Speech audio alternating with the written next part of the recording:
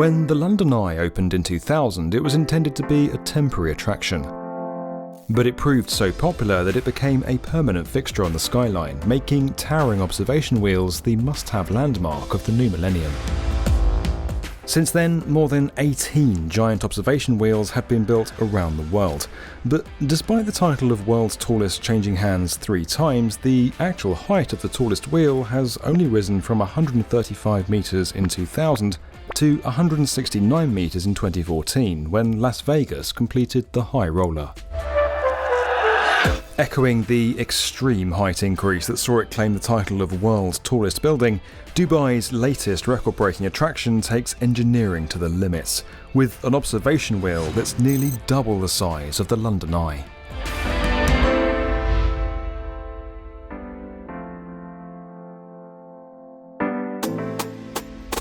Located just off the coast of Dubai Marina on the man-made Blue Waters Island, Ain Dubai, or the Eye of Dubai, is now officially the world's tallest and largest observation wheel, standing over 250 metres tall and with a capacity of 1,750 passengers at any one time.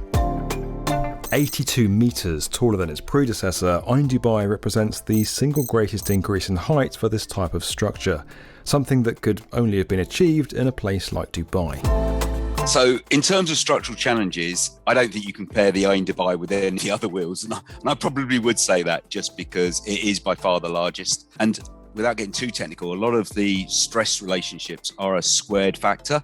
So it's not just a linear proportion. So it gets twice as big, the stresses get twice as big. It's actually a squared relationship. And we were pushing the bounds of engineering on this wheel probably more than any other wheel has done before.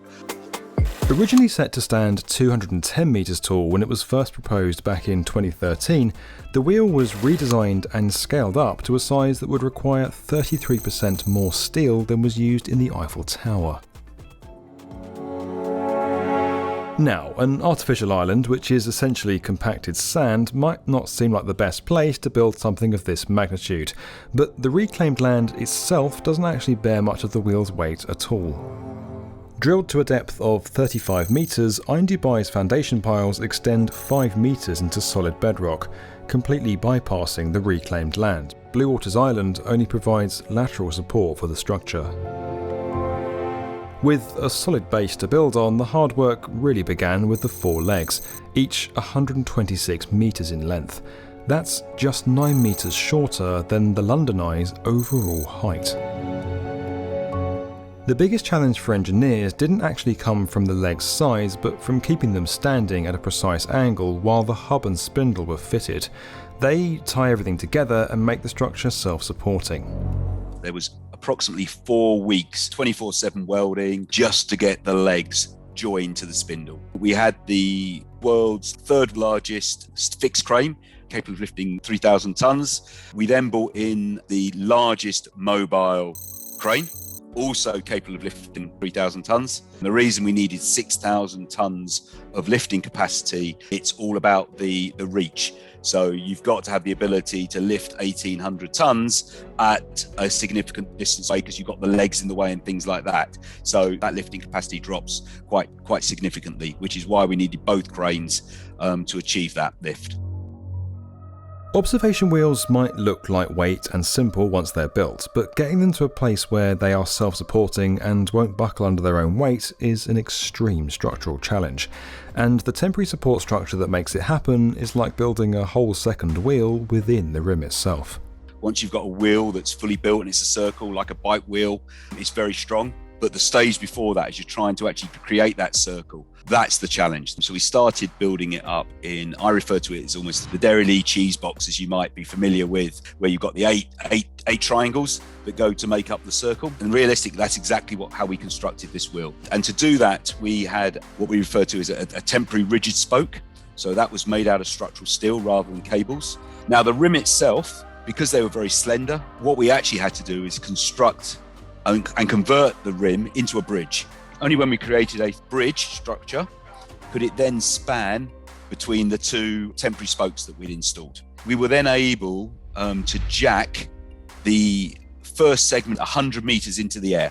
That then allowed us to then lift in the second segment We then put in another rigid spoke, and we would then jack that around. Now, that sounds like a very quick exercise. Reality, that process took 3 to 4 weeks to actually go from installing to jacking it around to being ready to install the next piece.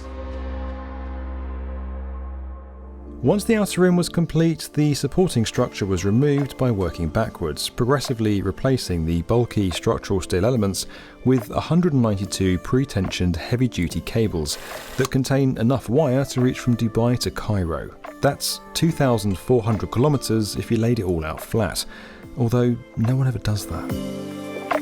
Now, we had to be really careful at this point because we couldn't overstress the permanent spokes. So we went round and did a complete revolution of this, and again, each of those exercises, each of that removing the steel, putting in the new spoke cables, tensioning up the spoke cables, is taking about 3 weeks. You're almost into 6 months of work just to remove that steel work. With virtually all of the Iron Dubai's structural integrity coming from the temporary framework up to this point, every element was painted white to match the colour of the finished wheel. That's not for aesthetic reasons, but to prevent the darker and lighter elements from expanding unevenly in the Dubai heat, a phenomenon that could cause the rim to warp and buckle. With its superstructure complete, the 48 passenger cabins were attached to the outside of the rim in a methodical pattern, all to keep the wheel as close to balanced as possible and to prevent its driving mechanism from becoming overstressed. Now, speaking of the driving mechanism, remember the jacking system that was part of the temporary works? Well, that's now a permanent and integral part of the structure, having been modified with 64 tyres positioned against the rim. They slowly rotate and push the wheel around using friction at a rate of 1 revolution every 38 minutes. Designed to carry up to 40 passengers at a time, each cabin is more than double the size and weight of those on the London Eye. Each is fitted with a driving mechanism that has the fairly fundamental job of rotating it at the same speed as the wheel but in the opposite direction, so that the floor stays horizontal no matter where it is in the rotation. If all the passengers decide they wanted to go out to one side, in a Ferris wheel, but as you might imagine, the gondola would all rotate and it would start tipping. This experience doesn't happen here because it's all driven, and still we have a perfectly horizontal floor for the passengers. Originally set to open ahead of Expo 2020, like most things last year, that just didn't happen. Iron Dubai is now set to open on October 21st, although press and invited guests will have already been for a ride. What was my proudest moment? There were many, just in terms of some of these engineering feats, and to have been intricately involved from the outset on it. However, probably the proudest was actually I got the opportunity to take some friends and family up on the wheel, to be able to share that experience with them, and that made me incredibly proud. While some great observation wheels have failed to achieve the same popularity as the London Eye, Iron Dubai's incredible heights and unobstructed views will undoubtedly make it the newest landmark in what's now a city of engineering triumphs. If you enjoyed this video and you want to get more from the definitive video channel for construction, subscribe to the B1M.